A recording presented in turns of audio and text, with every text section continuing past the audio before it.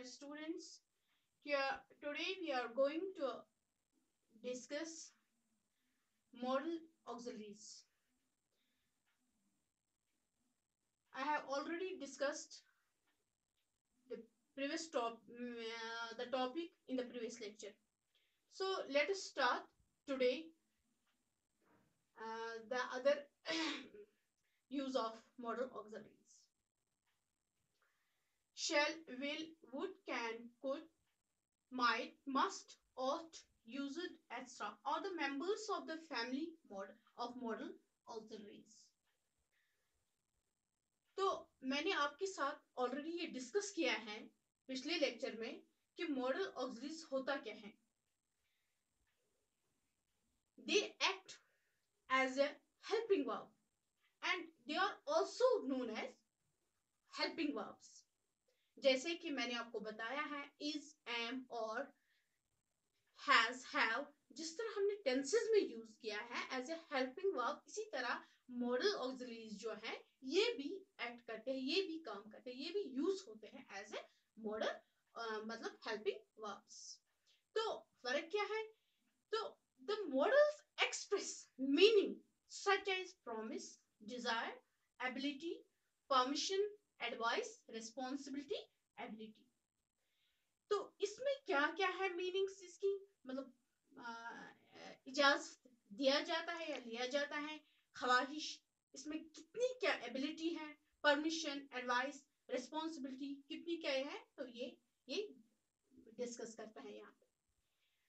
तो आपको मैंने थोड़ा बहुत मैं रिकैपिटुलेट करूंगी कि आपको पिछले लेक्चर में मैंने बताया कि जो मॉडल ऑक्सिलरीज हैं ये सब्जेक्ट के बाद ही यूज होते हैं. That is only used before the first form of verb. तो उसका स्ट्रक्चर भी मैंने आपके साथ डिस्कस किया है, उसकी इंट्रोडक्शन भी मैंने आपके सामने ऑफलाइन वीडियो में मैंने डिस्कस किए हैं पिछले ऑफलाइन वीडियो में. तो today let us start uses of May. कि मे जो एज एन मॉडल ऑक्सिलरीज है इसका यूज कहां पे होता है. पहले हम बताएंगे कहां करता है. इन फॉर्मल मैनर, फॉर्मल अंदाज में, फॉर एग्जांपल स्कूल्स में, कॉलेज में, ऑफिस में और किसी बड़े के साथ जब हम बात करते हैं हमें मे का यूज करना चाहिए, मतलब करना चाहिए. क्या क्या है? इजाजत देने और लेने के लिए, एक पॉसिबिलिटी मींस इम्कानात, विश, ब्लेसिंग, दुआएं देना, तब वहां पे हम मे का यूज कर सकते हैं. यहाँ पे मैंने कुछ एग्जांपल्स यहाँ पे दी है. For example, you sir may come, may ask you question. हम कैन का भी यूज कर सकते हैं लेकिन ओनली इन मतलब इनफॉर्मल मैनर, इनफॉर्मल में. यहाँ पे हम फॉर्मल अंदाज में,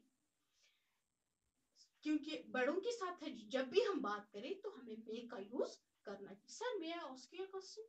यस यू मे.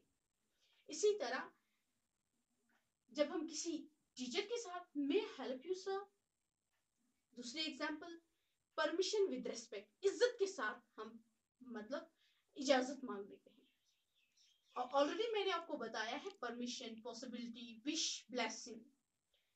जब हम मतलब क्लासरूम में जाते हैं या अपने टीचर से इजाजत मांगते हैं, मे कम इन सर. इसी तरह दूसरा है पॉसिबिलिटी, जिसमें इम्कानात हो, वहां पर भी हम मे का यूज कर सकते हैं. मैंने आपको ऑलरेडी बताया है कि मैं एक एक करके एक एक मॉडल ऑक्सिलरीज डिस्कस करूंगी, मतलब एक एक करके. आज मैंने आपके सामने रखा है यूजेस ऑफ मे. तो दूसरा क्या है? Possibility. May be he is alright.